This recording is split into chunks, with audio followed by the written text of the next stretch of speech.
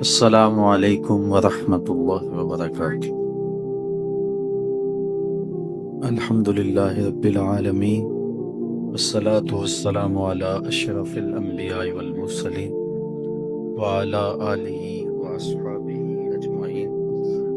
قال اللہ تعالی وتبارک فی القرآن المجید والفرقان الحمید۔ بسم اللہ الرحمن الرحیم۔ من عمل صالحا من ذکر او انثى وهو مؤمن فلنحيينه حیاتا طیبہ۔ صدق اللہ مولانا العظیم وصدق رسولہ النبی الکریم الرؤوف الرحیم۔ اللہم نور قلوبنا بالقرآن وزین اخلاقنا بالقرآن وادخلنا الجنة بالقرآن ونجنا من النار بالقرآن۔ قال اللہ تعالی وتبارک فی شان حبیبہ مخبرا وآمرا، ان اللہ وملائکتہ یصلون علی النبی یا ایہا الذین آمنوا صلوا علیہ وسلموا تسلیما۔ صلاۃ والسلام علیک یا رسول اللہ وعلی آلک واصحابک یا محبوب رب العالمین۔ تمام حمد و ثنا، تعریف و توصیف اللہ جل مجدہ الکریم کی ذات بابرکات کے لیے، جو خالق کائنات بھی ہے اور مالک شہنشاہات بھی۔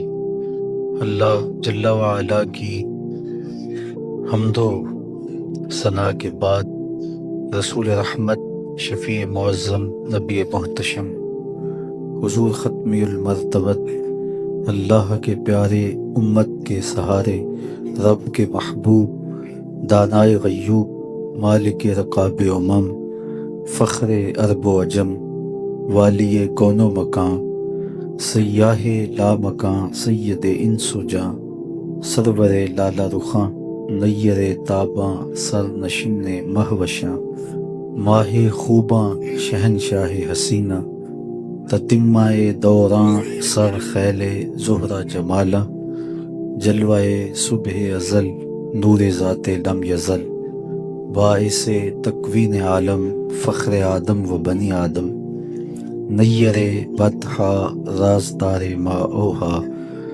شاہد ما طغا، صاحب علم نشرح، معصوم آمنہ احمد مجتبی، حضرت محمد مصطفیٰ صلی اللہ علیہ وآلہ وسلم کے حضور ناز میں اپنی عقیدتوں، ارادتوں اور محبتوں کا خراج پیش کرنے کے بعد،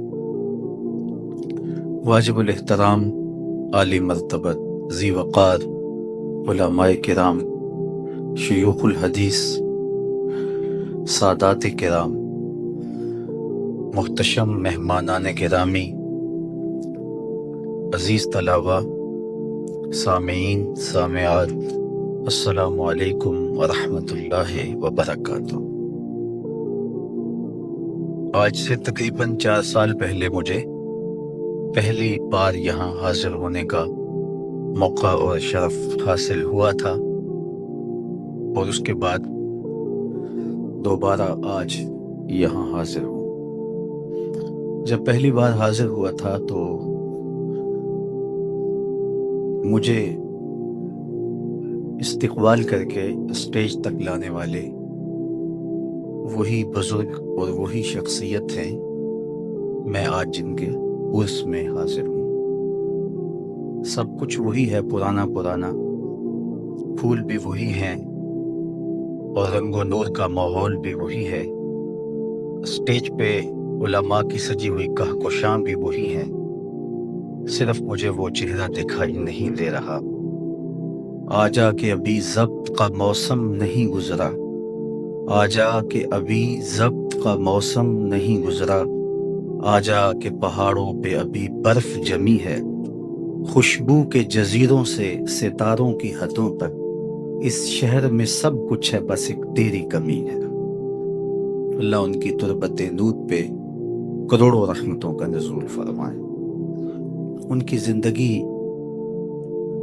جذبوں کی فراوانی کا نام ہے، اور جس طرح سے انہوں نے اس دارالعلوم کو اٹھا کر کے اوج ثریا تک پہنچایا، اور اس کا حوالہ ان کی روشن ذات تھی، اور ملک کے طول و عرض کے اندر یہاں سے لے کے کشمیر کے پہاڑوں تک جس طرح انہوں نے ایک نیٹ ورک مدارس دینیہ کا قائم کیا، یقیناً یہ ان کی سچی لگن تھی جو دین کے ساتھ اللہ نے ان کو نصیب کی تھی۔ ان کی قبر کی روشنی کے لیے یہ سب کچھ کافی ہے۔ اللہ اس گلشن کو قیامت تک آباد رکھے، اور ان کے لگائے گئے پودے جہاں جہاں بھی انہوں نے شجر لگائے اس کے پھل سے لوگ فیضیاب ہوتے رہیں، اور ان کی قبر میں نور، روشنیاں اور اجالے اترتے رہیں۔ میں نے کتاب رحمت قرآن مجید سے جو کلمات تلاوت کیے ہیں ان کا مفہوم یہی ہے کہ جس نے نیک عمل کیے، چاہے وہ مرد ہو چاہے وہ عورت، شرط ہے کہ وہ مومن ہو، تو ہم اس کو حیات طیبہ، ستھری اور پاکیزہ زندگی عطا کر دیتے ہیں۔ یہ میرے رب کا وعدہ ہے کہ جو بھی صالح اعمال کرے گا، وہ مرد ہو تب بھی، وہ عورت ہو تب بھی، میرے رب کا وعدہ ہے کہ ہم اس کو حیات طیبہ دیں گے، اس کو پاکیزہ زندگی دیں گے۔ وہ اس دنیا سے رخصت ہو جانے کے بعد بھی دلوں میں زندہ رہے گا، دماغوں میں خوشبو بن کے تازہ رہے گا، اور خیالوں میں اور سوچوں میں اس کا چہرہ گھومتا رہے گا۔ دنیا پہ کتنے لوگ آئے اور چلے گئے، زمانہ ان کا نام بھی نہیں جانتا۔ میاں صاحب نے تو کہا تھا کہ سہ سہ جوڑ سنگت دے ڈٹھے، اوڑک وتھا پئیاں جنہ باجوں ایک پل نہیں سجیندے، شکلاں یاد نہ رہیاں۔ قبروں کے نشان تک بھول جاتے ہیں۔ مشتاق یوسفی نے کیا خوب کہا تھا، مٹ گیا مشتاق دل سے رنگے یاد رفتگاں، پھول مہنگے ہو گئے قبریں پرانی ہو گئی۔ کون کسی کو یاد رکھتا ہے، اور کس کے پاس وقت ہے کہ کسی کو یاد رکھے؟ لیکن جنہوں نے اپنی زندگیاں اللہ اور اس کے رسول کے نام لگا دی ہوتی ہیں، نہ ان کی قبریں پرانی ہوتی ہیں اور نہ عقیدتوں کے پھول مہنگے ہوتے ہیں۔ محبتوں کے سلسلے ان کے ساتھ قائم ہوتے ہیں، اور ان کا صدقہ جاریہ ان کی قبر کی روشنی کا سامان بنتا ہے، اور ان کے نیک اور صالح اعمال لوگوں کے دلوں کے اندر تازگی پیدا کرتے ہیں، اور ان کی محبت کو کبھی بھی ختم نہیں ہونے دیتے۔ تو کہا جس نے بھی نیک عمل کیا، چاہے وہ مرد ہے چاہے وہ عورت ہے، شرط ہے کہ وہ مومن ہے، فَلَنُحْيِيَنَّهُ حَيَاتً طَيِّبَةً، ہم اسے ستھری اور پاکیزہ زندگی عطا کر دیتے ہیں۔ امام قرطبی علیہ رحمہ لکھتے ہیں کہ پاکیزہ زندگی کا تصور دنیا کے اوپر اس کو یہ نصیب ہوتا ہے کہ وہ ایک مطمئن زندگی بسر کرتا ہے۔ جب خوبصورت اعمال کے ذخیرے سے اپنے نامہ اعمال کو پرنور کرتا ہے ایک بندہ مومن، تو پھر اس کی مطمئن زندگی ہوتی ہے، ورنہ دولتوں کی کثرت کے باوجود بے چینیاں جان نہیں چھوڑتی، زندگی کے اضطراب ختم نہیں ہوتے، ہر وقت انسان ایک انجانے خوف میں مبتلا رہتا ہے۔ لیکن اگر وہ اپنے آپ کو نیکی کی راہوں پہ ڈال دیتا ہے، اللہ اس کے قلب کو طمانینت کا نور نصیب فرماتا ہے۔ ایک مفہوم یہ بھی بیان فرمایا کہ اللہ اس کو قناعت کی دولت عطا کر دیتا ہے، اور یہ بہت بڑی دولت ہے جس کو نصیب کر دی گئی، ورنہ انسان کا پیٹ بھر جاتا ہے، انسان کی آنکھ نہیں بھرتی۔ کوزائے چشم حریصاں پر نہ شد، تا صدف پانے نہ شد پر در نہ شد۔ رومی کہتے ہیں کہ پیٹ بھر جاتا ہے، آنکھ کا پیالہ نہیں بھرتا۔ آپ دیکھتے نہیں ہیں کہ کھرب پتی ہونے کے باوجود بھی نفس کی کمینگی نہیں جاتی۔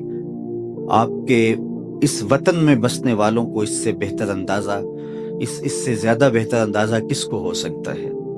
نفس کی کمینگی ختم نہیں ہوتی۔ قناعت ایک ایسی دولت ہے کہ جو مطمئن زندگی کی ضامن بنتی ہے۔ شیخ سعدی شیرازی فرماتے ہیں کہ پیٹ بھرتا ہے لیکن آنکھیں نہیں بھرتی۔ آنکھوں کو دو چیزیں بھرتی ہیں، یا قبر کی مٹی بھرتی ہے، یا صبر کا اور قناعت کا پانی بھرتا ہے۔ تو اس لیے جس شخص کو اللہ تعالیٰ جل شانہ کے حضور نیاز مندی کا سلیقہ آ گیا اور صالح اعمال اس کی زندگی میں شامل ہو گئے، تو جو بھی اس کو میسر ہوتا ہے اس پر وہ قناعت کر لیتا ہے، اور قناعت کی دولت جس کو نصیب ہو جاتی ہے اللہ تعالیٰ اس کو دنیا میں بھی ایک مطمئن زندگی دیتا ہے اور آخرت میں بھی اس کو اس کا بہتر صلہ عطا کرتا ہے۔ صرف ایک حدیث سیدنا علی المرتضیٰ رضی اللہ تعالی عنہ سے مرویات آپ سماعت کر لیجئے۔ یہ مخبر صادق حضور نبی رحمت صلی اللہ علیہ وآلہ وسلم نے ارشاد فرمایا، جو اللہ کے دیے گئے تھوڑے رزق پہ راضی ہو گیا، اللہ قیامت کے دن اس کے تھوڑے عملوں پہ راضی ہو جائے گا۔ بندے کو تو ضرورت تھی، لیکن ضرورت کے باوجود بھی اللہ کی تقسیم پہ راضی ہو گیا کہ مالک تو نے مجھے جس حال میں رکھا ہے میں اس پہ مطمئن ہوں، اس پہ میں وابا راضی ہوں۔ تو جو اللہ کی تقسیم پہ راضی ہو گیا، نہیں ہوگا تو پھر بھی کیا ہوگا؟ ہوگا تو وہی۔ کسی نے حضرت واصف علی واصف سے پوچھا تھا کہ غم کسے کہتے ہیں، تو انہوں نے کہا اللہ کی مرضی اور اپنی مرضی میں فرق کا نام غم ہے۔ بندہ چاہتا ہے کہ یہ ہو اور اللہ چاہتا ہے کہ یہ ہوگا وہی جو رب چاہے گا۔ تو اب اپنی مرضی کو اللہ کی مرضی سے جب الگ کریں گے تو زندگی دکھوں کا مجموعہ بن جائے گی، اور جب اپنی مرضی کو مالک کی مرضی میں فنا کر دیں گے تو وہ دکھ بھی سامان راحت بن جائیں گے۔ جب اپنے آپ کو اس کی مرضی میں فنا کر دیا تو یہ اس کی رضا کے سانچے میں ڈھال کر کے آپ ایک مطمئن زندگی بسر کرتے ہیں، ورنہ ساری زندگی عدم اطمینان کا شکار رہیں گے۔ وہ کیا کسی نے کہا نا، جے سونا میرے دکھ وچ راضی تے میں سکھ نو چلے ڈاواں۔ تو جب بندہ اس کی رضا پہ راضی ہو گیا، اس کی تقسیم پہ راضی ہو گیا، تو پھر ایک مطمئن زندگی اس کو نصیب ہو گئی، اور اس کے پاس کچھ ہے تب بھی مطمئن ہے، اور اگر اس کے پاس نہیں ہے تو تب بھی مطمئن ہے کہ یہ میرے رب کی رضا ہے، میرا رب مجھ کو اس حال میں رکھنا چاہتا ہے اور میں اس حال پہ مطمئن ہوں۔ تو اللہ تعالیٰ کی طرف سے جو کیفیت بندے کے اوپر وارد ہوتی ہے اس پر وہ مطمئن ہو، جو اس کا حال ہوتا ہے اس پر وہ اس کا اطمینان ہو، تو یہ ایک دولت ہے۔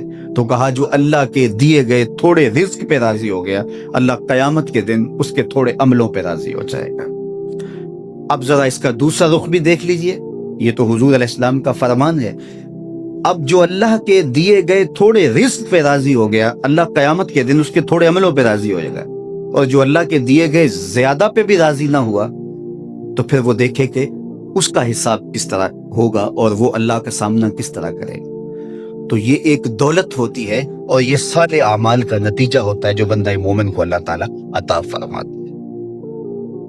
حیات طیبہ کا ایک مفہوم یہ بھی بیان کیا گیا کہ رزق حلال، یعنی اللہ تعالیٰ جل شانہ جس بندے کو پسند کرتا ہے اس کو رزق حلال نصیب کرتا ہے، حرام سے اللہ اسے محفوظ کر لیتا ہے، کیونکہ رزق حلال کی دولت ایک ایسی دولت ہے جو اللہ کے قرب کی ضامن بن جاتی ہے اگر ایمان اور صالح اعمال پائے جائیں۔ اور اگر رزق حلال میسر نہیں ہے تو آپ کے سجدے، آپ کی نمازیں اور آپ کے دیگر اعمال اللہ کی قربت کا ذریعہ نہیں بنتے۔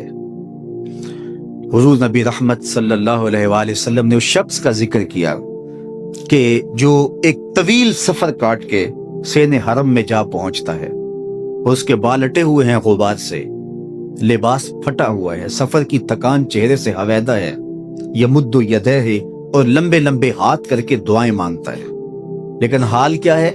اس کا کھانا حرام کا ہے، اس کا پینا حرام کا ہے، اس نے جو لباس پہنا ہوا ہے اس کا تارو پود حرام سے ہے، اس کو غذا دی گئی ہے تو حرام رزق کی دی گئی، اس کا بدن پلا بڑا ہے حرام کی کمائی سے، تو میرے حضور فرماتے اس کی دعا کیسے قبول ہوگی؟ نہ صرف کہ اس کی اپنی دعا رد کر دی جاتی ہے، بلکہ نیک لوگوں کی دعاؤں سے اس کا حصہ نکال دیا جاتا ہے۔ نیک لوگ دعائیں مانگتے ہیں اور پوری امت کے لیے دعائیں مانگتے ہیں، اپنوں بیگانوں کے لیے دعائیں مانگتے ہیں، لیکن جو شخص رزق